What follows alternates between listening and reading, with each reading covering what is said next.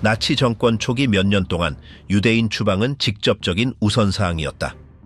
이를 촉진하기 위해 시온주의자들과 특정한 협정들이 체결되었다. 동시에 유대교, 자유주의, 시온주의가 같은 조직된 집단의 다양한 표현이라는 생각이 퍼졌다. 유대인 국가를 형성하려는 어떤 시도도 분해해야 할 구조의 일환으로 여겨졌다. 국내에서는 유대인들을 고립시키고 빈곤하게 만들고 출국을 강요하는 법들이 적용되었다. 국외에서는 유럽을 넘어 이 정책을 확장하기 위한 작전들이 계획되었다.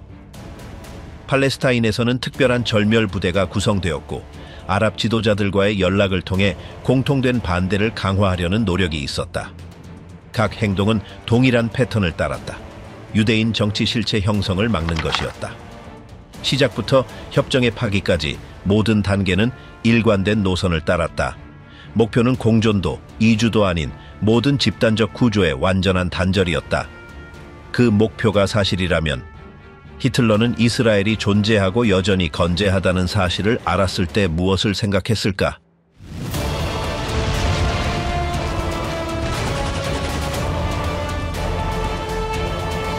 히틀러의 시온주의에 대한 증오는 이렇게 태어났다. 비엔나에서 본 것이 그를 영원히 흔들어 놓았다. 시온주의라는 이름의 운동은 유럽의 특정 유대인 그룹들 사이에서 확산되기 시작했다. 그 목표는 유대교를 단순히 종교적 정체성이 아닌 국가적 정체성으로 보여주는 것이었다. 비엔나와 같은 도시에서 이 아이디어는 강하게 존재했다. 겉으로 보기에는 이 이데올로기가 소수의 사람들에 의해서만 지지되는 것 같았고 대부분은 이를 지지하지 않거나 심지어 비판하기까지 했다. 그러나 그 겉보기에 나타나는 차이는 실제가 아니었다. 더 자세히 분석하면 시온주의자들과 유대인 자유주의자들 간의 분열은 의도적으로 만들어진 것이었음을 알 수 있었다. 전략은 모든 유대인이 민족주의를 지지하는 것은 아니라고 보여주는 것이었지만 실제로 그들은 하나의 통합된 블록처럼 행동하고 있었다. 자유주의자로 보이는 세력은 시온주의자들을 거부하지 않고 다만 그들의 목표에 대해 지나치게 공개적이라고 비난했다. 그러나 비공식적으로는 그들 또한 같은 집단적 접근 방식을 공유하고 있었다. 그렇다면 이른바 분열은 단지 가면에 불과했다. 이러한 결속은 다양한 상황에서 지속된 일반적인 행동의 일환이었다. 히틀러가 비엔나에서 살던 시절 그는 시온주의자들이 직접적인 선전 활동을 하거나 서양식 옷을 입고 진보적인 연설을 하는 통합된 유대인들이 어떻게 동일한 집단적 이익을 지지하는지를 관찰했다. 신문, 사업, 문화 공간에서 이러한 조정은 명백하게 드러났다. 이 경험은 그가 유대인 공동체가 외부에서 드러내는 차이점들을 넘어 조직적으로 움직이는 네트워크처럼 행동한다고 믿게 만들었다. 그는 평등이나 동화에 관한 자유주의적인 담론이 단지 전술에 불과하다고 주장했다. 그의 시각에 따르면 진정한 목표는 폐쇄된 정체성을 유지하고 가능한 모든 분야에서 그들의 영향력을 확장하는 것이었다. 그것은 종교나 전통의 문제가 아니었다. 그것은 통제를 유지하기 위한 방법이었다. 시온주의는 민족주의 운동으로 자신을 내세우며 그 논리에 완벽하게 맞아떨어졌다. 시온주의자들이 그들의 목표가 팔레스타인에 집을 가지는 것이라고 말할 때 히틀러는 그것을 감시 없이 활동을 할 수 있는 기지를 형성하려는 핑계로 해석했다. 그는 그것을 고대의 땅으로 돌아가는 정당한 귀환으로 보지 않고 다른 정부의 손이 닿지 않는 곳에 작전을 펼칠 수 있는 기지를 설립하려는 계획으로 이해했다. 그에 따르면 이 가상의 국가는 범죄를 저지른 사람들이 발견되었을 때 피난처로 이용될 것이며 외부에서 활동을 이어갈 사람들을 훈련시키는 장소로 활용될 것이다. 문제는 유대인들이 종교적이냐 현대적이냐 수염을 기르냐 유럽식 옷을 입느냐가 아니라 모두가 자기 집단을 모든 것 위에 우선시하는 체계의 일부라는 점이었다. 그 태도는 환경에 관계없이 변하지 않았다. 그의 의견에 따르면 그들 간의 내부 연대는 실제 통합 시도를 무효화했다. 어떤 이들이 보이는 적응은 사실 더 은밀한 방식으로 자신들을 결속시키고 활동적으로 유지하려는 방법이었다. 평화나 정의에 관한 아름다운 말들은 그의 시각에서 주의를 다른 데로 돌리려는 방법이었다. 그들은 여전히 잘 조직된 공동체로서 내부적으로 강한 결속력과 규칙을 가지고 움직이고 있었다. 그리고 그런 행동 방식은 오스트리아나 독일에만 국한되지 않았다. 그에게 그것은 유대인들이 사는 모든 나라에서 반복되는 패턴이었다. 다른 나라 안에 국가를 두려는 생각, 즉 자국의 국가 구조를 이용해 자신의 이익을 보호하려는 생각은 그가 가장 우려한 요소 중 하나였다. 그의 관점에서 그것은 통합이 아니라 착취였다. 그래서 그는 유럽 내 시온주의의 성장을 허용하는 것이 그 조직이 너무 강해져 통제할 수 없게 되는 것을 인정하는 것이라고 생각했다. 팔레스타인으로 이주하려는 개념은 그에게 있어서 정착하고 공존하려는 진심 어린 의도가 아니라 간섭이 없는 본부를 만들려는 전략이었다. 그의 저서에서 그는 시온주의 지도자들이 정체성이나 박해 문제를 해결하려는 것이 아니라 방해 없이 그들의 네트워크를 확장할 수 있는 법적 기반을 만들려 한다고 주장했다. 그는 팔레스타인을 피난처가 아니라 군사기지로 보았다.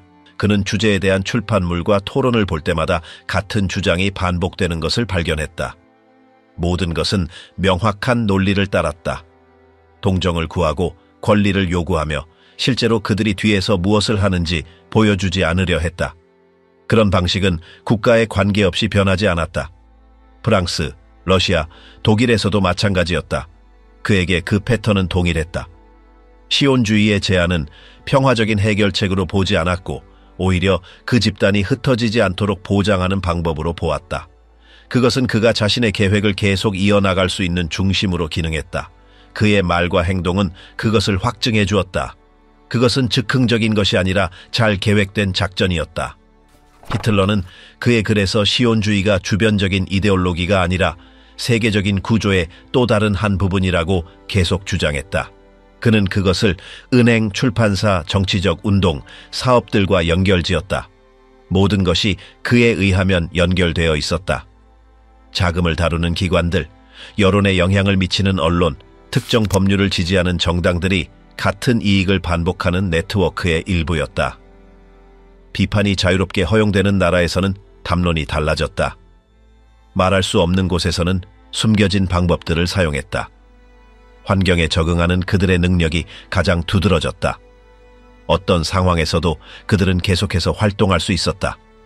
법이 그들에게 불리하면 그것을 우회했다. 협상이 필요하면 협상했다. 침투가 필요하면 침투했다. 히틀러에 따르면 그 유연성은 우연이 아니었으며 시스템의 일부였다. 우선순위는 핵심을 온전히 유지하고 그들의 권력을 확장하는 것이었다. 그리고 그것은 그가 말하기에 동일하게 조직된 대응으로만 맞설 수 있었다. 분산이나 혼란은 소용없었다. 그가 묘사한 것은 단순한 위협이 아니라 명확한 목표를 가진 완전한 구조였다. 이 분석은 그의 입장을 정당화하는 것으로 제시되었다. 그것은 감정적인 반응이 아니라 관찰에 기반한 대응이었다고 그는 주장했다. 그는 이 동적 구조를 인식하지 못하는 나라가 위험에 처해 있다고 믿었다. 역사는 제 시간에 경계를 설정하지 않으면 어떤 일이 일어나는지 이미 보여주었다고 그는 말했다. 그가 제시한 예시는 다양했다. 조직이 시작되던 가난한 동네에서부터 결정을 내리는 고위 사무실에 이르기까지 모든 것이 동일한 패턴을 따랐다. 장소, 언어, 문화는 중요하지 않았다. 중요한 것은 구조였다. 그의 관점에서 그 구조는 뿌리부터 해체되어야 했다. 히틀러는 이 장에서 그룹의 규율이 그들의 가장 큰 강점이라고 강조했다. 각 구성원은 역할을 가지고 있었다. 시장에서 상인부터 도시의 은행가까지 모두가 각자의 기능을 수행했다. 이것은 의심을 일으키지 않고 진행할 수 있게 해주었고 누군가가 이 일을 제기하면 그들은 피해자로 나타났다. 이 이중 전략, 조용한 행동과 공개적인 피해자 역할은 그들의 주요 도구로 설명되었다. 현지 법률은 빈틈이나 국제적인 협정을 통해 쉽게 우회할 수 있다고 그는 주장했다. 그래서 그들의 영향을 막으려는 정부는 종종 실패했다. 그것은 직접적인 힘의 문제가 아니라 지속적인 압박이었다. 어떤 경우에는 사법 시스템을, 다른 경우에는 상업이나 외교를 이용했다. 이에 대해 히틀러는 확고하고 중앙 집중적인 대응을 제시했다. 특정 측면을 제한하거나 개별적인 규칙을 적용하는 것만으로는 충분하지 않았다. 그 확장을 가능하게 하는 구조를 뿌리부터 차단하는 것이 필요하다고 했다. 그것은 증오의 행위가 아니라 방어 조치라고 그는 주장했다. 그런 모델이 다양한 형태로 계속 확산되는 것을 막기 위해서였다. 이 분석은 명확한 결론으로 끝을 맺었다. 위협은 개인적인 행동이나 보이는 이데올로기에서 오는 것이 아니라 어떻게 감지되지 않고 운영할 수 있는지를 아는 네트워크에서 온다는 것이었다. 그 네트워크는 단호하게 해체되어야 한다고 그는 주장했다. 그리고 첫 번째 단계는 그들이 공개적으로 말하는 것 이상으로 그들이 실제로 어떻게 작동하는지 이해하는 것이었다. 1933년에 수천 명을 구한 어두운 협정. 나치가 1933년 독일에서 권력을 잡았을 때 그들의 첫 번째 우선사항 중 하나는 유대인들을 독일에서 추방하는 것이었다. 처음부터 그 의도는 명확했다. 몇 달 안에 수천 가구가 직업, 권리, 안전을 잃기 시작했다. 그동안 시온주의 운동 내에서 일부 지도자들은 예상치 못한 기회를 보았다. 유대인들이 독일을 떠나야 한다면 팔레스타인이 그들의 목적지가 될 수 있다는 것이다. 동시에 독일에 대한 국제적인 압박이 커지고 있었다. 여러 나라에서 상인들과 유대인 단체들은 독일 제품에 대한 경제적 보이콧을 요구하기 시작했다. 그들은 유대인에 대한 대우에 대한 처벌의 일환으로 나치 경제에 타격을 주려고 했다. 이 캠페인은 특히 미국에서 강력한 반향을 일으켰고 수천 명이 독일에서 만든 제품을 구매하지 않게 되었다. 이 상황은 나치 정부를 걱정하게 만들었다. 독일은 위기에 처해 있었고 생존을 위해 수출이 필요했다. 그러던 중 두 가지 상반된 이해관계 속에서 예상치 못한 제안이 등장했다. 한편으로는 나치가 유대인들이 독일을 떠나길 원했다. 다른 한편으로는 시온주의자들이 팔레스타인의 기반을 구축할 사람과 자금이 필요했다. 그렇게 해서 독일 유대인들의 팔레스타인 이주를 촉진하면서 그들의 자본 일부를 보호하는 협정 아이디어가 탄생했다. 이 협정은 이주협정 또는 하아바라 협정 하바라우로 알려지게 되었다. 협상은 처음에는 공개되지 않았다. 조용히 중재자들을 통해 진행되었다. 시온주의 측에서는 일부 유대인 기관의 대표들이 이것을 불가피한 악이라 여겼다.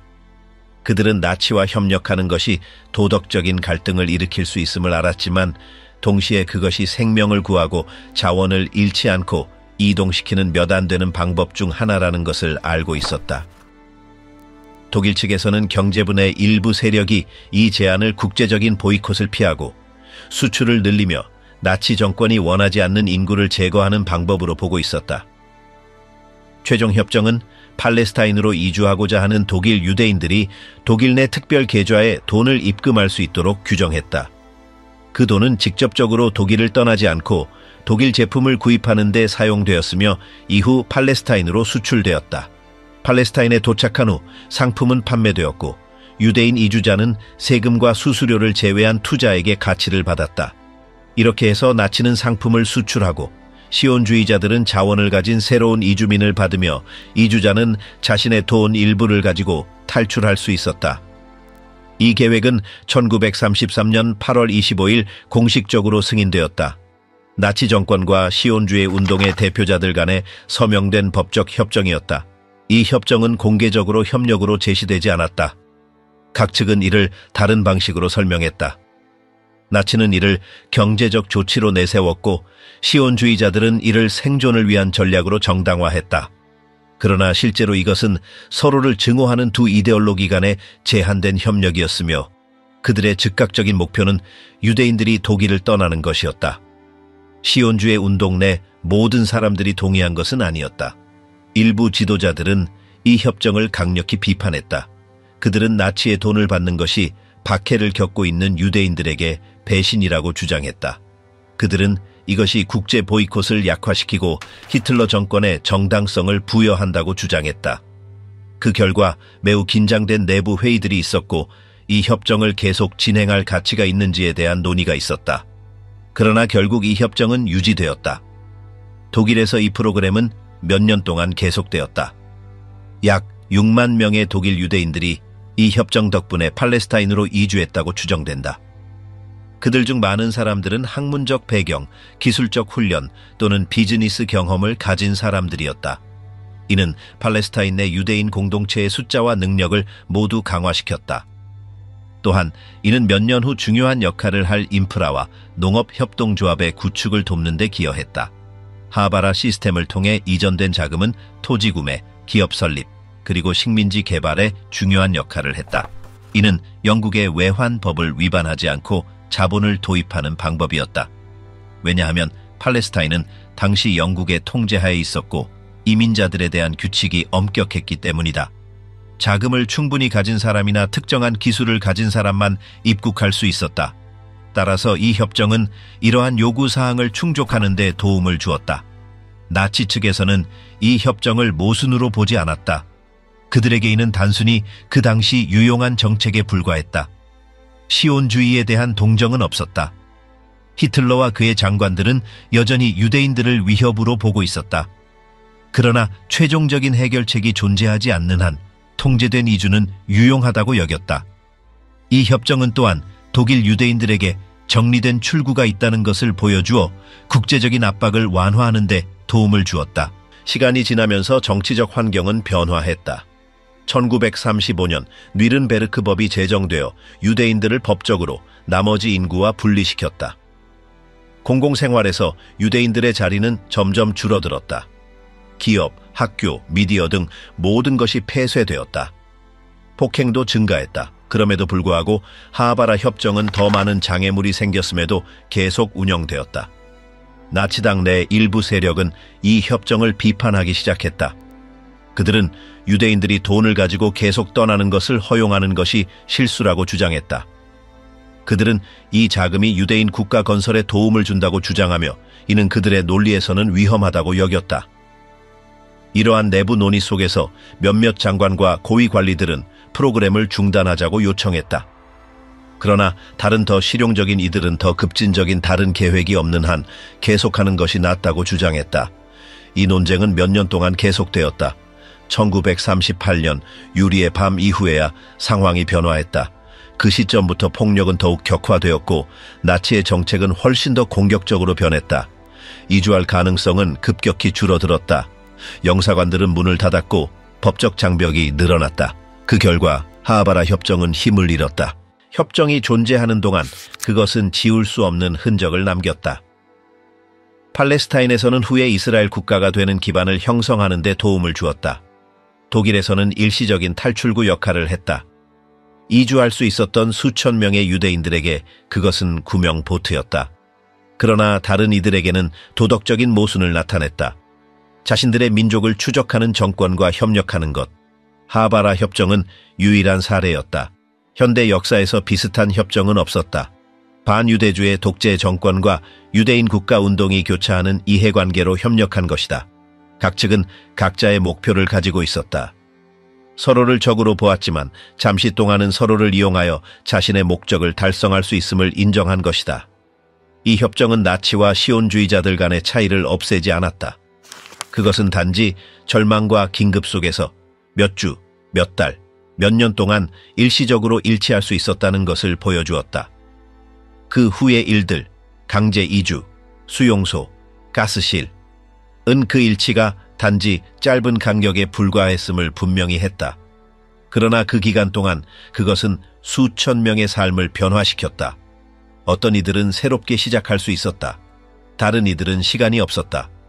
그리고 모든 것은 1933년 8월 두 이념적인 적들이 잠시 동안 서로를 이용해 자신의 목적을 추진할 수 있다고 인정한 서명된 문서에서 시작되었다. 히틀러의 팔레스타인 유대인 절멸을 위한 비밀 계획. 제2차 세계대전이 시작되자 북아프리카는 전략적인 무대가 되었다. 그 위치뿐만 아니라 팔레스타인 영국 위임 통치 지역과의 근접성 때문에 더욱 중요한 지역이었다. 이곳에는 수천 명의 유대인들이 살고 있었기 때문이다. 나치 지도자들에게 이 지역은 그들의 절멸 정책을 확장할 수 있는 가능성이 있는 지역으로 여겨졌다. 이 아이디어는 새롭지 않았다. 이미 베를린에서는 조건이 허락하면 팔레스타인에서 유대인 문제를 해결하려는 논의가 있었다. 계획의 핵심은 아프리카 군단의 진격이었다. 이 군단은 에르빈 롬멜 장군이 이끄는 부대였다. 그들의 공식 임무는 영국군을 물리치고 수에즈 운하를 장악하는 것이었다. 하지만 그 뒤에는 더 많은 것이 있었다. 나치들은 병력을 따라갈 특별 부대를 조직했다. 그들이 바로 에인츠 그룹 A 그립텐이었다. 이 부대는 일반적인 전투 부대가 아니었다. SS 장교들과 안전서비스 SD 요원들로 구성되었다. 그들의 임무는 분명했다. 독일군이 팔레스타인과 이집트를 점령하면 그들은 이 지역의 유대인들을 식별하고 체포하며 제거하는 역할을 맡았다. 이 모델은 동유럽에서 적용되었던 방식과 동일했다. 명단, 급습, 처형. 에인사츠그룹의 에집트는 비밀리에 창설되었으며 그 구성원들은 이미 폴란드와 소련에서 유사한 작전에 경험이 있는 인물들 중에서 선발되었다. 이 그룹은 숫자는 적었지만 나치와 친밀한 현지 세력들과 협력할 수 있도록 조직되었다.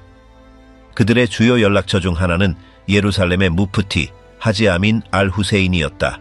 무프티는 독일 계획에서 중요한 인물이었으며 그는 영국에 대한 아랍 반란에 협력한 후 베를린에 피신했다. 그곳에서 그는 동맹으로 대접받았다. 그는 히물러와 제3제국의 다른 고위 지도자들과 회의를 가졌으며 그의 이슬람 세계에서의 영향력은 나치의 사상을 퍼뜨리는 유용한 도구로 여겨졌다. 그는 아랍어로 된 방송에서 반유대적인 메시지를 반복하고 유대인의 지배로부터 팔레스타인을 해방시키기 위한 나치의 대의를 지지했다. 아인사츠그룹의 에깁텐의 계획에는 카이로에서 이미 설립된 구조들로부터의 지원도 포함되었으며 여기에는 독일의 정보망이 배치한 요원들이 있었다. 그들은 또한 현지 협력자들로부터 제공된 지도와 명단을 가지고 있었다.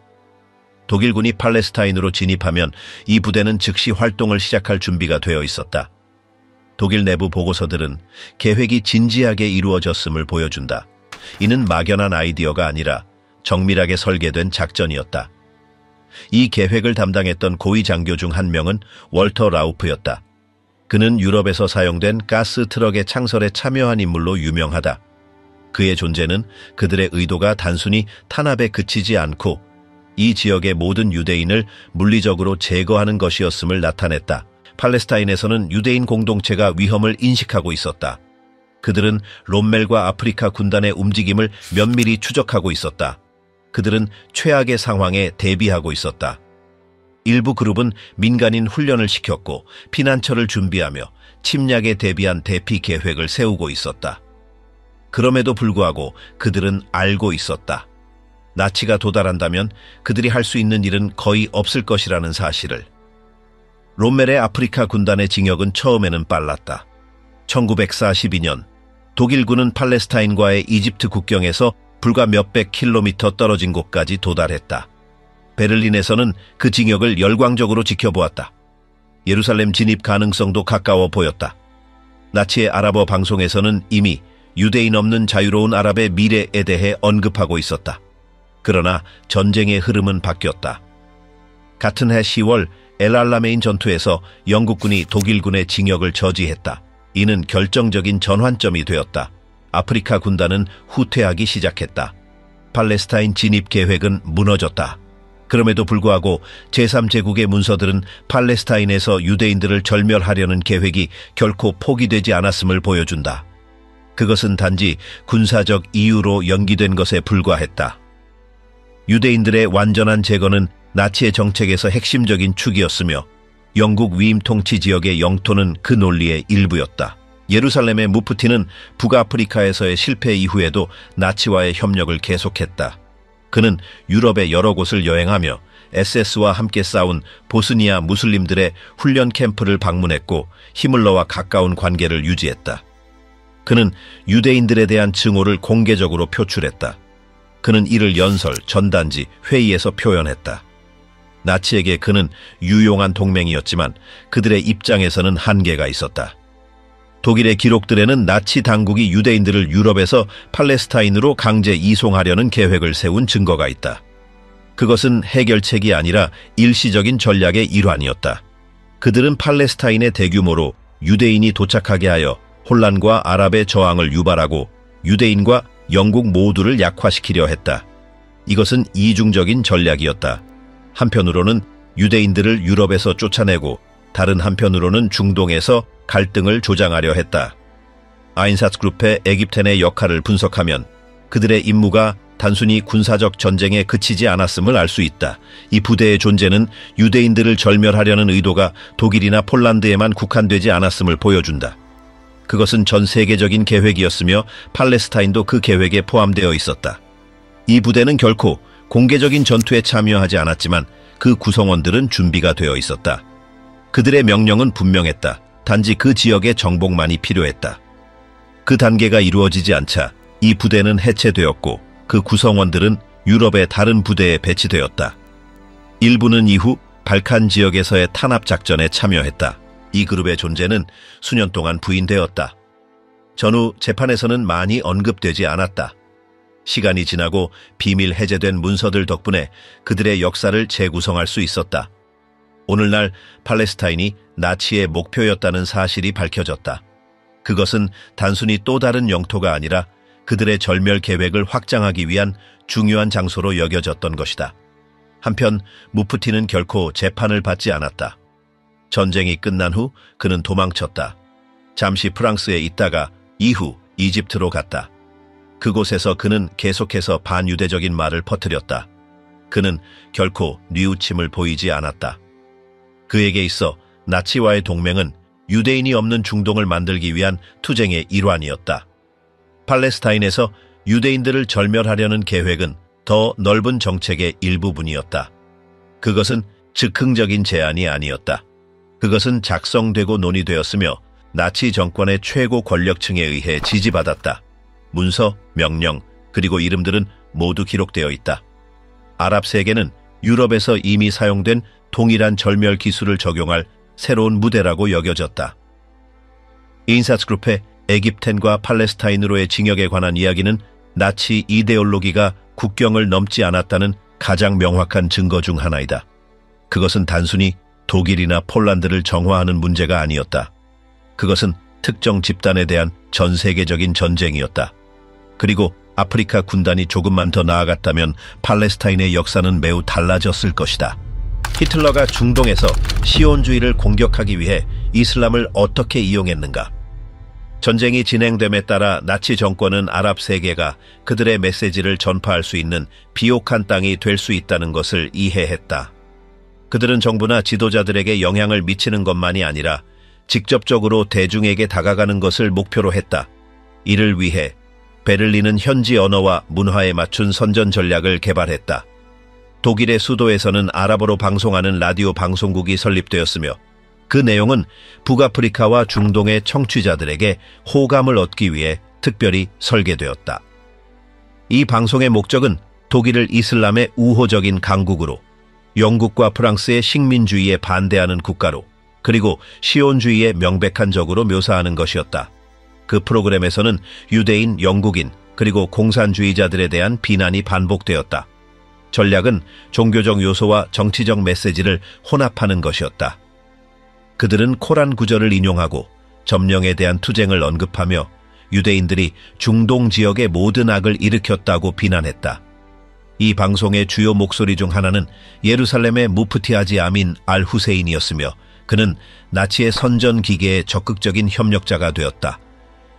베를린에서 그는 이슬람 교도들에게 시온주의에 맞서 싸우자고 촉구하는 연설을 녹음했다. 그는 종교적 지도자로서만이 아니라 제3제국의 선전 작업에서 중요한 인물로서 일을 했다.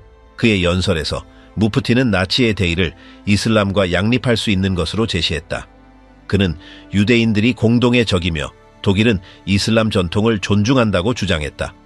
또한 그는 추축국의 승리가 팔레스타인의 해방을 가져올 것이라고 말했다. 이러한 발언은 즉흥적인 것이 아니었다. 그것은 독일 고위 지도자들에 의해 승인된 대본의 일부였다. 이 녹음들은 베를린에서 발송되어 중동 전역에서 라디오를 통해 방송되었다. 그와 동시에 아랍어로 된 전단지와 소책자가 인쇄되어 동일한 메시지를 반복했다. 이 자료들은 독일 요원들 또는 현지 연락망을 통해 배포되었다. 선전의 내용은 몇 가지 핵심 사항에 집중되었다. 첫째, 유대인들은 아랍 민족에게 위협이 된다고 묘사되었다. 시온주의자들이 팔레스타인을 차지하고 무슬림들을 추방하려 한다는 주장이었다. 둘째, 영국인들은 그 계획의 공모자로 그려졌다. 셋째, 독일은 아랍데이를 진정으로 수호하는 유일한 국가로 묘사되었다. 또한 역사적인 사건들을 사용하여 메시지를 강화했다. 발푸어 선언은 배신으로 언급되었고 아랍발란은 기억되었으며 전통적인 지도자들이 서구에 의해 속았다는 점이 강조되었다. 모든 것이 단지 주축국에 동참하는 것만이 지역의 운명을 바꿀 수 있다는 증거로 제시되었다. 독일인들은 라디오 방송뿐만 아니라 인쇄매체 네트워크도 구축하려 했지만 그 성공은 제한적이었다. 일부 경우 베를린을 지지하는 기사를 실은 아랍신문에 자금을 지원했다. 다른 경우에는 이미 작성된 콘텐츠를 제공하여 현지 편집자들이 이를 자신의 것처럼 인쇄할 수 있게 했다. 무프티의 역할은 이 전략에서 매우 중요했다. 그는 단순한 상징이 아니라 적극적인 활동가였다. 그는 회의에 참여하고 아이디어를 제안하며 텍스트를 수정하고 나치 정권의 선전부서와 지속적으로 연락을 취했다. 그의 참여 수준은 매우 높아서 라디오 기구 내에 자신만의 사무실이 배정되기도 했다.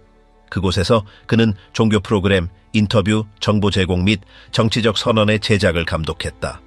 그는 신성한 참조와 행동을 촉구하는 메시지를 결합한 신중하게 구성된 언어를 사용했다. 그는 감정적으로 말하며 아랍 대중의 좌절감을 연결하려 했다. 선전에는 음악, 국가, 그리고 효과음도 포함되어 그 효과를 증대시켰다. 방송은 카이로, 다마스쿠스, 바그다드, 예루살렘과 같은 도시에서 수신되었다. 영국의 검열에도 불구하고 방송은 중요한 인구 집단에 도달할 수 있었다. 영국의 정보기관은 이 캠페인의 위험을 인식했다. 여러 보고서에서 베를린의 아랍어 방송이 일부 그룹 사이에서 동정심을 불러일으키고 있다는 점을 지적했다. 식민지 당국은 신호를 차단하려 했지만 항상 성공한 것은 아니었다. 나치 정권에서 제작한 텍스트에서는 유대인들이 침략자로 묘사되었다. 시온주의는 해방운동이 아니라 다른 땅을 지배하기 위한 국제적인 음모라고 주장되었다. 이러한 서사는 모든 연설, 전단지, 녹음에서 반복되었다. 그 메시지는 일반 대중만을 대상으로 하지 않았다. 또한 현지 지도자들, 종교인들, 지식인들, 군인들에게도 영향을 미치려 했다. 목표는 아랍 세계 내에서 시온주의에 대한 거부감을 조성하는 것이었다. 이를 위해 비공개 회의가 조직되고 사절이 파견되며 상징적인 지원이 제공되었다. 선전은 단순한 말에 그치지 않았다. 구체적인 약속을 포함하고 있었다. 예를 들어 무프티는 추축국의 승리 후 팔레스타인이 해방되고 유대인들이 추방되며 이슬람 형제에 기반한 새로운 질서가 세워질 것이라고 확언했다. 비록 실질적인 근거는 없었지만 이런 약속들은 감정적 동원을 이끌어냈다. 베를린에서 방송된 아랍어 방송 외에도 나치는 다른 채널을 통해 메시지가 전달되도록 시도했다. 그중 하나는 독일의 수용소에서 아랍인 포로들을 활용하는 것이었다. 특히 북아프리카에서 잡힌 군인들은 정보 왜곡 캠페인에 사용되었다. 그들에게는 가족이나 공동체에게 메시지를 녹음할 수 있는 기회가 주어졌고 독일을 칭찬하고 연합군을 비난하는 내용이었다. 여러 차례 독일 내에서 SS에 감독해 이슬람 행사들이 조직되었고 그 의식들은 촬영되어 이슬람에 대한 존중의 증거로 전파되었다. 이후 이러한 영상들은 아랍 세계로 퍼져 제3제국이 무슬림의 적이 아니라는 이미지를 강화했다. 무프티와의 협력은 나치당의 고위 인사들 히물러와 리벤트로프와의 회의를 포함했다. 그 회의에서 유대인에 대한 캠페인을 강화하는 방법이 논의되었다. 무프티는 팔레스타인으로의 유대인 이주를 막고 난민을 받아들이는 아랍 정부에 대한 압력을 증가시키는 등의 구체적인 행동을 제안했다. 아랍 국가들을 위한 특별 선전팀이 나치 선전 기계 내에 설립되었다. 이 팀은 아랍어, 이슬람 역사, 중동 문화를 잘 아는 전문가들로 구성되었으며 그들의 임무는 독일에서 제작된 것임에도 현지화된 자료를 생산하는 것이었다. 또한 나치는 나치 정권에 유리한 소문을 퍼뜨리는 작업도 했다. 예를 들어 히틀러가 비밀리에 이슬람으로 개종했다거나 베를린에 대규모 모스크를 건설할 계획이 있다는 이야기가 퍼졌다. 이러한 이야기는 명백한 거짓이었지만 이미 영국과 프랑스의 권력에 불신을 가진 일부 세력들 사이에서 믿어졌다. 또 다른 수단은 영화였다. 일부 도시에서는 아랍어 자막이 달린 독일 다큐멘터리가 상영되었고 여기서 제3제국은 질서와 전통을 수호하는 국가로 묘사되었다. 이러한 상영은 종종 강연이나 인쇄된 자료와 함께 진행되었다. 현지 언론의 역할은 복합적이었다. 일부 신문은 나치의 선전 라인을 지지했지만 다른 신문들은 더 신중한 태도를 보였다. 그러나 선전 기계는 일치된 의견을 추구하지 않았고 대신 침투를 목표로 했다. 메시지의 일부만이라도 퍼져나가면 충분히 영향을 미칠 수 있었다. 북아프리카 전쟁은 독일인들에게 그들의 영향력을 강화할 기회를 제공했다.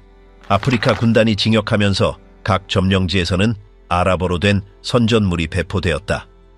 이들 선전물은 주민들에게 유럽 지배에서 해방될 것이라고 약속하며 유대인과 연합군에 대한 도덕적, 물리적 지원을 요청했다. 리비아, 튀니지, 이집트에서는 무프티가 서명한 전단지가 발견되었으며 그 안에는 시온주의자들을 추방하기 위한 이슬람 단결을 촉구하는 내용이 담겨 있었다. 이 전단지들은 비행기에서 던지거나 군인들에 의해 전달되었다. 또한 이동식 카라반의 스피커를 통해 마을을 순회하며 녹음된 메시지가 전달되기도 했다. 독일 군대 내에서 이슬람 군단을 결성하려는 시도도 있었다. 비록 큰 성공을 거두지는 못했지만 일부 그룹이 훈련되었고 이들은 이슬람과 제3제국 간의 동맹을 입증하는 예로 보여졌다. 이러한 실험들은 시각적, 라디오 선전에서 널리 퍼졌다. 상징적으로 히틀러와 무함마드가 공통의 적을 공유한다는 아이디어가 홍보되었다. 두 사람이 유대인 제국주의에 맞서 싸우는 영웅적인 인물로 묘사된 일러스트들이 출판되었다. 이러한 비교는 많은 사람들에게 모욕적이었지만 일부 급진적인 세력에서는 열렬히 받아들여졌다. 이 선전의 영향은 고르게 퍼지지 않았다. 일부에서는 특히 유럽인에 대해 의심을 품고 있던 사람들 사이에서 거부감을 일으켰다. 하지만 다른 일부에서는 깊은 영향을 미쳤다. 일부 종교적, 정치적 지도자들은 나치의 수사법을 받아들이고 이를 자신의 연설에 사용하기도 했다. 전후 이 자료들 중 일부는 국제재판에서 증거로 사용되었다.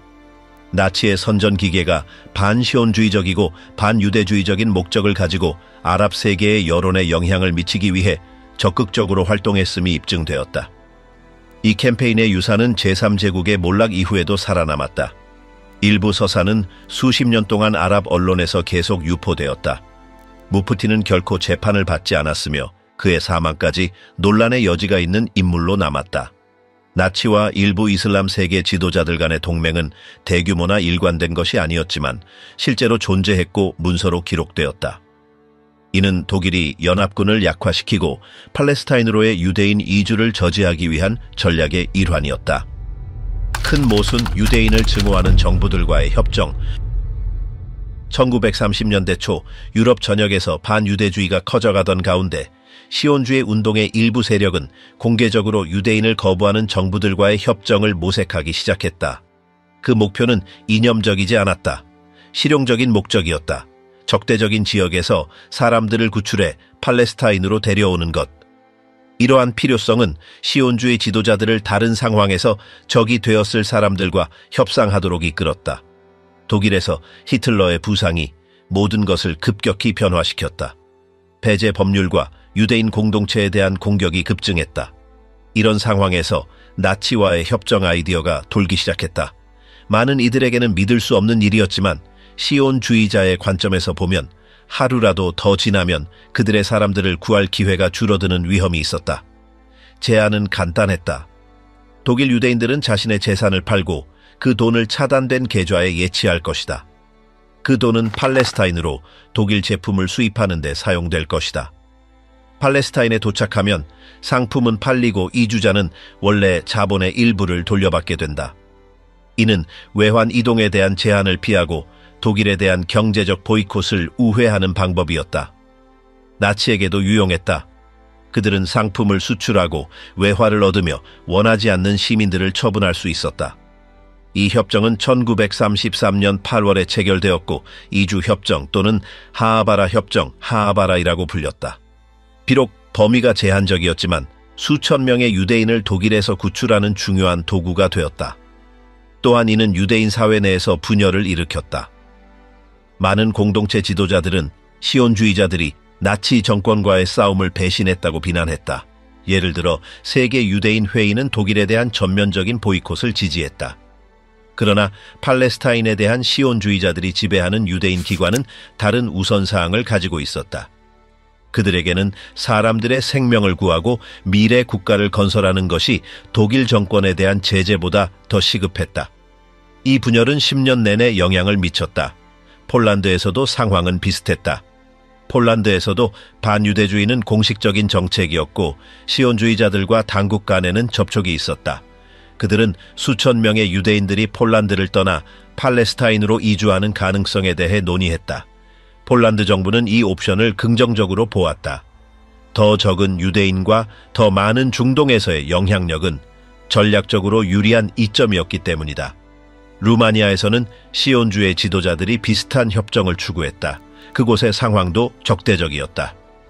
당국은 유대인들이 공공생활에 참여하는 데 제한을 두었다. 이에 대해 시온주의자들은 한 가지 해결책을 제시했다.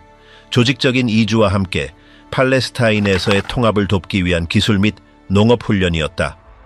많은 경우 반유대주의 정권이 이주민 훈련을 지원하기도 했다. 독일에서는 예를 들어 유대인 젊은이들이 떠나기 전에 농업훈련을 받는 농장들이 있었다. SS는 그들이 출국을 빠르게 할 수 있도록 돕는 한 그들의 활동을 허용했다. 이러한 공간들은 감시와 규제가 있었지만 실제로 운영되었다. 이러한 상황의 모순은 분명했다. 유대인들을 배제하는 법을 만들었던 사람들이 때로는 유대인들이 다른 나라로 이주할 수 있도록 돕는 단체들과 협력하고 있었다. 그 이유는 동정 때문이 아니었다. 편리성 때문이었다. 나치에게 있어 떠나는 유대인 한 명은 문제를 줄여주는 것이었고 시온주의자들에게 있어 유대인이 떠나는 한 걸음은 국가 건설을 향한 또 다른 진전이었다.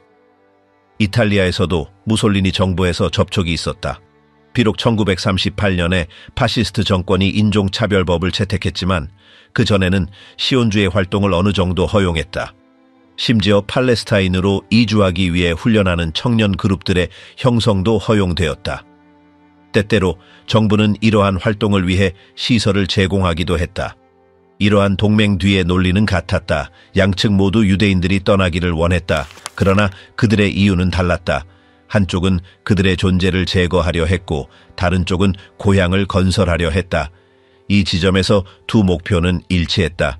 그러나 그 정치적 대가는 높았다. 많은 시온주의자들이 이러한 협력에 대해 비판했다. 그들은 그것이 억압적인 정권에 대한 받아들일 수 없는 양보라고 주장했다. 내부 회의에서는 자신들의 공동체를 학대하고 박해하는 정부와 협상하는 것이 도덕적으로 옳은 일인가에 대한 논의가 있었다. 그러나 긴급성은 더 큰 비중을 차지했다.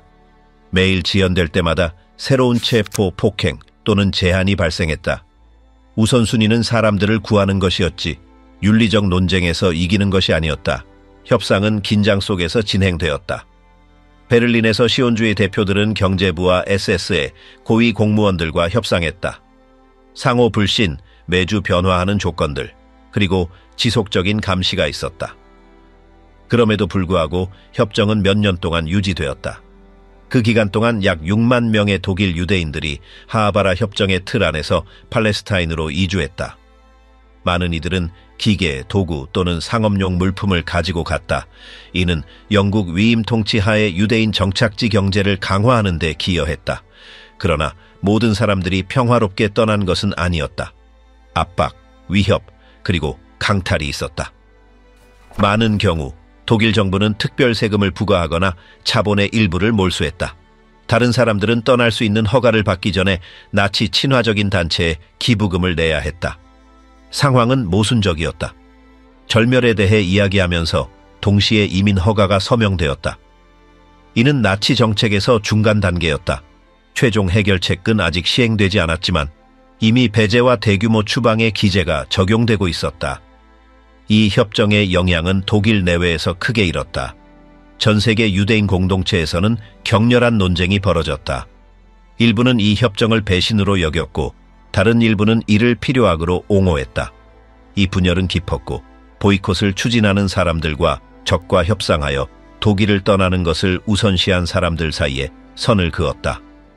팔레스타인에서는 이주민들이 기술적 경험과 농업 훈련을 가지고 도착했다. 그들은 즉시 키부츠나 협동조합에 합류할 수 있었다. 그들 중 많은 이들은 공학, 의학, 행정 등의 지식을 가진 젊은 교육을 받은 사람들이다. 그들의 기여는 후에 미래 국가의 기초가 될 사회적 구조를 강화하는 데 중요한 역할을 했다. 이 이주민들 중 일부는 사업, 작업장, 산업을 시작할 수 있을 만큼 충분한 자본을 가지고 있었다. 이는 일자리를 창출했을 뿐만 아니라 정착지의 경제적 자립을 증가시켰다. 생산 능력이 증가하면서 기초 인프라도 발전했다. 도로, 주택, 병원, 학교. 그동안 유럽에서 다른 나라들은 독일 모델을 지켜보며 변형된 형태를 탐색하기 시작했다. 헝가리에서는 시온주의 지도자들이 현지 당국과 접촉을 시작하여 대규모 출국 허가를 받기 위한 협의를 벌였다.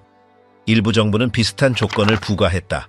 선불 지불, 재산 포기 또는 자본의 일부 전달. 출국 경로는 점점 더 많아졌다. 일부는 다뉴브 강을 따라 루마니아로 가고 거기서 흑해로 이어졌으며 다른 경로는 그리스와 터키를 거쳤다. 여정은 길고 위험했지만 많은 사람들에게 그것은 유일한 출구였다. 시온주의 단체들은 항구 기차역 또는 영사관의 사무소를 설치했다. 그들의 일은 비자를 관리하고 허가를 쉽게 받고 기본적인 여행 지침을 제공하는 것이었다. 많은 경우 당국은 조용히 협력했다. 그들은 자국 내 유대인의 존재가 정치적인 문제로 여겨진다는 것을 알고 있었다. 조직적인 출국은 내부 긴장을 완화시켰고 사회적 압박을 제거하는 데 도움이 되었다. 나치의 선전도 그 역할을 했다. 협정은 독일이 유대인들을 죽이려고 하지 않고 그들을 원래의 장소로 되돌려 보낸다는 증거로 제시되었다. 그것은 유대인 박해를 비난하는 다른 나라들에 대한 외교적 농어로 사용되었다. 그들은 유대인들이 자발적으로 떠난다고 주장하며 그들이 이주하는 데 도움을 주었다고 말했다. 그러나 그 이야기 뒤에는 압박, 통제, 두려움의 기계가 있었다. 시간이 흐르면서 분위기는 변했다. 나치의 정책이 점점 더 공격적으로 변함에 따라 협상할 여지가 좁아졌다. 당국은 요구사항을 강화하고 이주 쿼터는 축소되었다. 연락은 더 어려워졌다. 1938년 유리의 밤이 일어나면서 하아바라 협정은 약화되기 시작했다. 그럼에도 불구하고 일부 나치 당원들은 여전히 그것이 유용하다고 보았다. 그것은 인도주의 때문이 아니라 전략 때문이었다. 유대인들을 법적 갈등 없이 추방하고 그 과정에서 독일 제품을 판매하는 것은 여전히 유리한 일이었다. 하지만 점점 더 적은 사람들이 그것을 활용할 수 있었다. 시온주의 운동 내의 긴장도 커졌다. 일부 지도자들은 더 이상 나치 정권과 협상해서는 안 된다고 주장했다. 다른 이들은 생명을 구할 수 있는 길이라면 어떤 방법도 여전히 유효하다고 생각했다. 이 논의는 명확한 결론을 내리지 못했다. 각 공동체, 각 지도자, 각 이주자는 자신의 긴급성에 따라 이 문제를 겪었다. 유대인 기관의 내부 문서에는 이 딜레마에 대해 토론한 편지, 보고서, 회의록들이 보관되어 있다. 대다수는 이것이 이상적인 선택은 아니라고 보았다.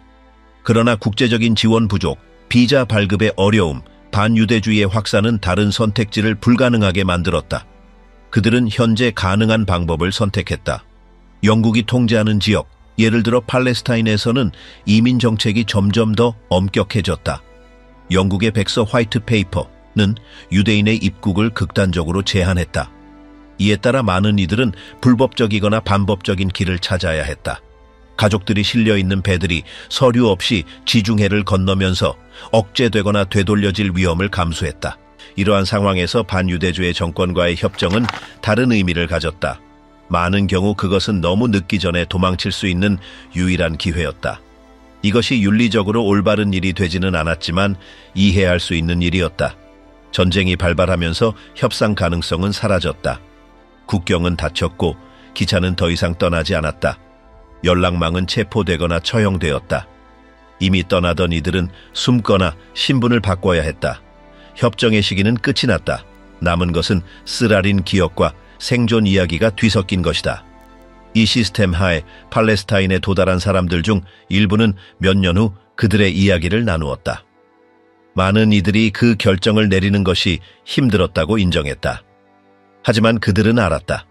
만약 그들이 떠나지 않았다면 결국 그들은 수용소에서 끝날 수밖에 없었을 것이라고. 하하바라 협정에 대한 비판은 수십 년 동안 계속되었다. 일부 역사학자들은 그것을 배신으로 분석했고 다른 이들은 절박한 전술로 보았다. 그러나 확실한 것은 이 협정이 수천 명의 사람들이 비극적인 운명을 피할 수 있게 해주었다는 점이다. 또한 이 협정은 나중에 이스라엘 국가의 일부가 될 구조들을 강화하는 데 기여했다.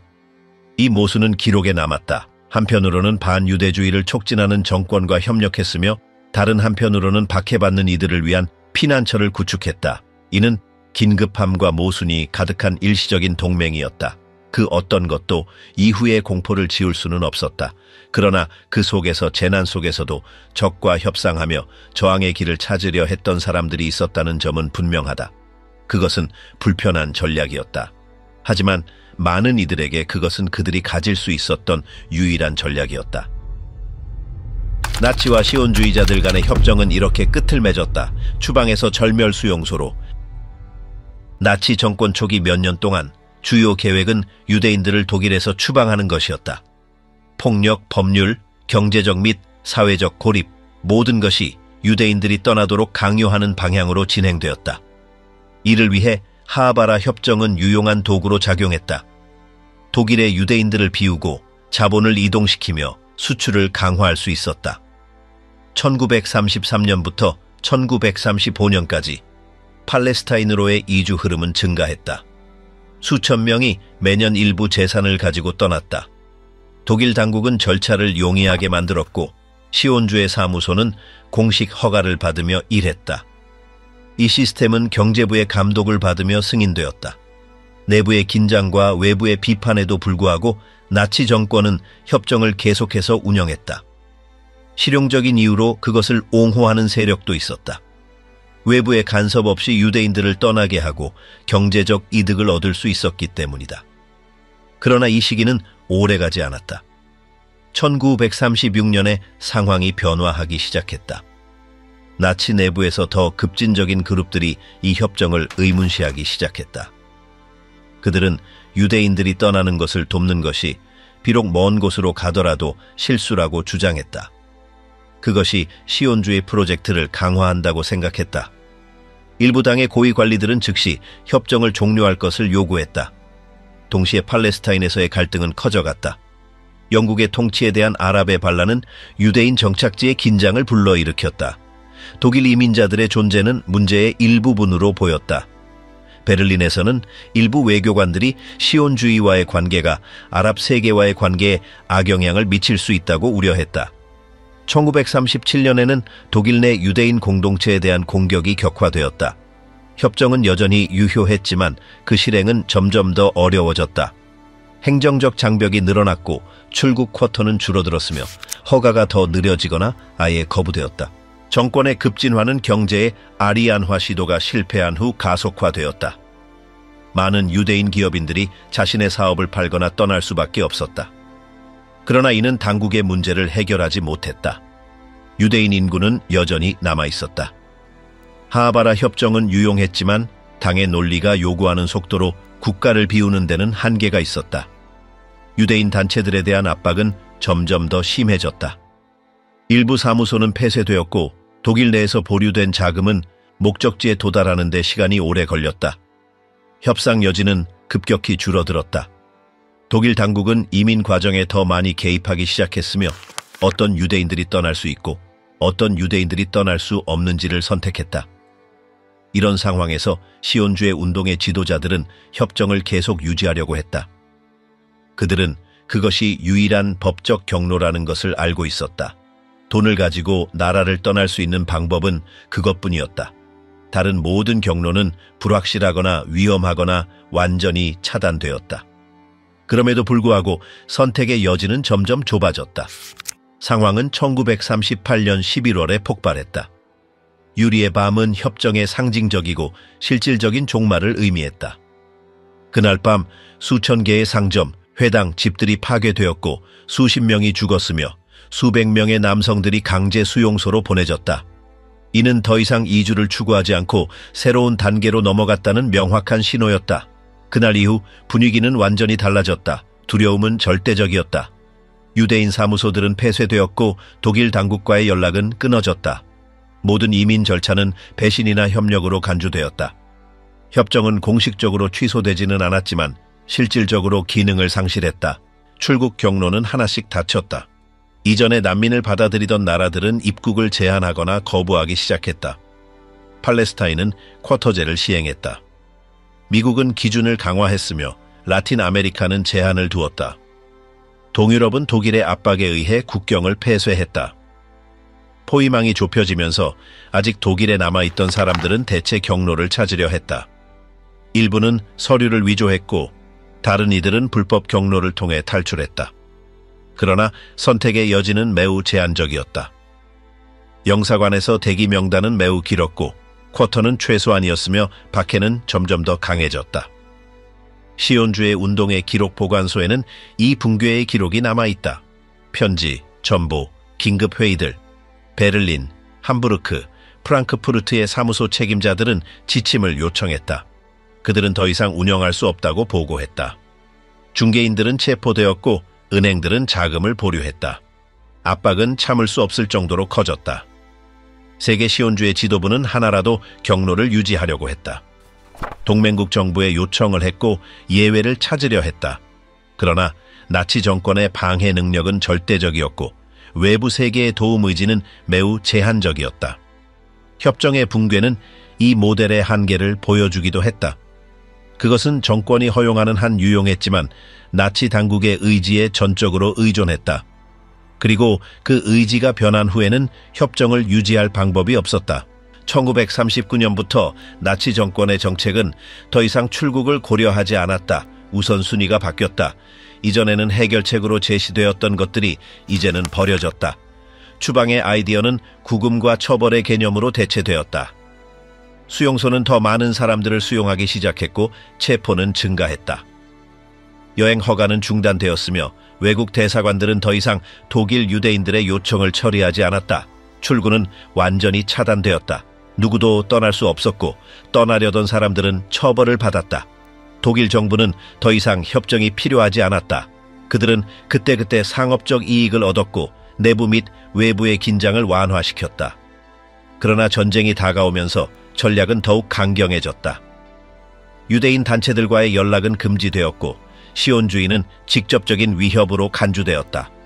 팔레스타인에 도착한 몇 안 되는 사람들은 불확실성 속에서 살아갔다. 그들 중 많은 이들이 가족을 잃었고 독일에서 일어난 일에 대해서는 알지 못했다. 소문은 퍼졌지만 실제 정보는 도착하는 데 시간이 걸렸다. 그럼에도 불구하고 그들은 자신들을 구했던 경로가 더 이상 존재하지 않는다는 것을 알고 있었다. 나치 정권의 내부 문서에는 협정에 대한 논의가 기록되어 있다. 일부 공무원들은 여전히 그것이 유용하다고 주장했다. 그들은 독일을 비우는 데 도움이 된다고 말했다. 그러나 지배적인 주장은 달랐다. 그들은 어떤 출국도 허용하는 것이 약점이라 주장했다. 유대인들은 대가를 치러야 한다고, 그들은 어떤 선택지도 받을 자격이 없다고 말했다. 1939년부터 인구 이동은 SS에 의해 통제되었다. 더 이상 외부 조직이 권한을 가질 수 없었다.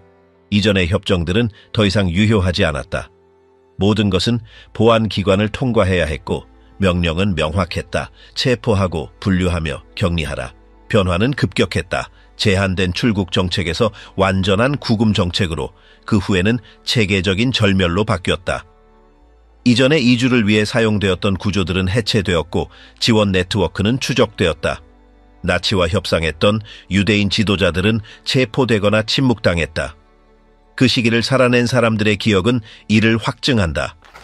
그들은 폐쇄된 사무소, 비어있는 거리, 검은 명단을 이야기한다. 더 이상 국경으로 가는 기차는 없었고 대신 수용소로 가는 기차만 있었다. 쓸모없어진 여권과 만료된 비자, 모든 것이 짧은 시간 안에 바뀌었다. 영국의 정보 보고서에도 협정의 종료가 기록되었다. 독일에서의 이주 흐름이 멈췄고 시온주의 단체들이 더 이상 활동하지 않았으며 독일 영사관들은 더 이상 서류를 처리하지 않았다고 보고했다. 포위망은 완전했다. 팔레스타인에서는 새로 도착한 이들이 파괴의 이야기를 전했다. 상점이 약탈당하고 이웃들이 사라지고 가족들이 구타당한 이야기였다. 더 이상 서류 작업이나 협정에 대해 이야기하지 않았다. 그들은 두려움, 박해, 절망에 대해 이야기했다. 수년 동안 기능하던 나치 시온주의 협정은 경고 없이 묻혔다. 공식 선언도 발표도 없었다. 그저 존재하지 않게 되었다. 그것은 전쟁의 논리로, 제거의 논리로, 절대적인 부정으로 대체되었다. 협정에 대한 마지막 보고서는 1938년 말에 작성되었다. 그 이후로 문서들은 비어갔다. 편지는 더 이상 도착하지 않았고 은행 장호도 업데이트되지 않았다. 베를린과 예루살렘 간의 전화선은 잠잠해졌다. 협정의 종말은 집단적 기억에도 변화를 일으켰다. 수십 년 동안 많은 사람들은 그 주제에 대해 이야기하는 것을 피했다. 협상에 참여한 사람들은 비난을 받거나 방어했다. 그것이 협력인지 생존인지에 대한 논의가 있었다. 그러나 도망칠 수 있었던 사람들에게 그것은 구명보트였다. 시간이 지나면서 역사학자들은 문서들을 복원했다. 회의, 편지, 비밀 협정들을 재구성했다. 그리고 무엇이 불가능해 보였던 것이 실제로 일어난 것임을 이해했다. 나치와 시온주의자들이 서로 반대의 이유로 한동안 협력했다는 사실을. 그 시기는 갑작스럽게 끝났다. 상호 동의가 아닌 더 이상 추방이 아닌 절멸을 추구하는 정권의 급진화로 인해 그랬다. 그때부터 독일에 남아있던 유대인들의 운명은 영원히 바뀌었다. 협정의 역사는 정치적 결정이 항상 일정한 논리를 따르지 않는다는 것을 보여준다. 압박 속에서 예상치 못한 동맹이 생길 수 있다는 사실도 알려준다. 그러나 또한 권력이 절대적이 되었을 때는 가장 유용한 협정조차도 살아남지 못한다는 것을 보여준다. 이민 경로의 차단은 수천 명을 탈출할 수 없게 만들었다. 그들 중 많은 이들이 수용소로 갔고 다른 이들은 숨어 지냈다. 몇몇은 실패한 탈출을 시도했다. 그리고 제때 떠난 이들은 다른 이들을 뒤에 남겨두었다는 죄책감을 안고 살아갔다. 이후의 증언들에서 협정에 대한 기억은 모호하게 남았다. 일부는 그것을 배신으로 보았고 다른 일부는 전략으로 봤다. 그러나 모두가 그것이 짧은 창구였다는 점에서는 일치했다. 그 창구가 닫히면서 끝의 시작을 알린 것이다. 하아바라 협정은 영구적인 해결책이 아니었다. 그것은 임시 방편이었다. 그것이 깨졌을 때 대체할 것은 없었다. 나치 시스템은 더 이상 협상하려 하지 않았고 오히려 파괴하려 했다. 그런 새로운 상황 속에서 어떤 조직도 반대할 수 없었다. 협정이 끝난 후 그 침묵은 그것이 존재할 때의 소음만큼 강렬했다. 절멸의 기계는 협정의 자리를 차지할 여지를 주지 않았다. 오직 명단, 기차, 숫자, 그리고 화로만 존재했다. 그 세상에서 더 이상의 협정은 존재하지 않았다. 히틀러는 그의 초기 저서에서 시온주의를 국제 유대교의 전술적 작전으로 간주했지 진정한 고향으로 돌아가려는 프로젝트로 보지 않았다. 나의 투쟁, 메인캄프에서 그는 유대인들이 살 곳을 찾고 있는 것이 아니라 그들의 작전을 위한 기지를 찾고 있다고 썼다. 그에게 팔레스타인은 문제의 끝이 아니라 또 다른 함정에 불과했다. 제3제국 초기 몇 년 동안 정권은 시온주의 지도자들과의 일부 이민 협정을 허용했다. 대표적인 예가 하아바라 협정이다. 그러나 이 협정은 시온주의를 수용한 것이 아니었다. 나치의 목표는 단지 유대인들을 독일에서 내보내는 것이었다. 나치들은 시온주의 운동을 국가 건설을 돕기 위한 도구로 사용한 것이 아니라 유럽을 비우기 위한 수단으로 사용했다. 진정한 유대인 국가의 개념이 가능해 보이기 시작하자 나치 정권은 모든 협력을 끊었다. 아프리카 군단이 북아프리카로 진격하고 팔레스타인으로 진입할 계획을 세우자 나치 정권은 특별한 절멸 부대인 아인사츠 그룹의 에깁텐을 준비했다. 그들의 의도는 명확했다. 독일이 팔레스타인에 도달하면 폴란드, 우크라이나, 리투아니아에서 시행한 것과 같은 계획이 적용될 것이다. 유대인 국가를 위한 자리는 없었고 유대인 주민들도 마찬가지였다. 동시에 나치의 선전 기계는 아랍어로 반시온주의 메시지를 퍼뜨려 이슬람 세계에 영향을 미치려고 했다. 그들은 방송, 전단지, 연설을 통해 유럽에서처럼 동일한 내용을 전달했다. 유대교가 어떤 형태로든 자유주의적, 종교적, 시온주의적, 구조적인 위협이라는 생각이었다. 일부 시온주의 세력이 반유대주의 정권과 전술적 동맹을 추구했을 때에도 나치 지도부는 시온주의를 세계적인 적의 일부분으로 계속 보았다. 그리고 독일을 떠날 수 있는 마지막 경로들이 막히자 계획은 완전히 바뀌었다. 이제 그들은 유대인들을 추방하는 것이 아니라 완전히 제거하려고 했다. 그때부터 시온주의의 모든 표현은 나머지 유대인들과 함께 추적당했다. 따라서 히틀러가 오늘날 독립적이고 무장하고 발전된 경제를 가진 유대인 국가가 존재하는 것을 본다면 그의 반응은 놀라움이나 체념이 아닐 것이다. 그것은 절대적인 증오였다. 그에게 그 국가는 그가 피하려 했던 모든 것의 가장 큰 확증일 것이다. 그는 그것을 그가 세계적 위협이라고 부른 것의 공고화로 이해할 것이다. 그리고 만약 그가 권력을 가졌다면 그의 대응은 유럽에서 적용한 것과 다르지 않았을 것이다. 그것을 파괴하려 했을 것이다. 히틀러는 시온주의를 해결책으로 보지 않았다. 그는 그것을 그가 정의한 주된 적의 또 다른 전선으로 보았다. 그리고 유대인 국가가 영토, 군대, 정부, 국제 동맹을 갖춘 국가가 되는 것은 그의 이데올로기가 처음부터 싸워왔던 것의 완성이었다.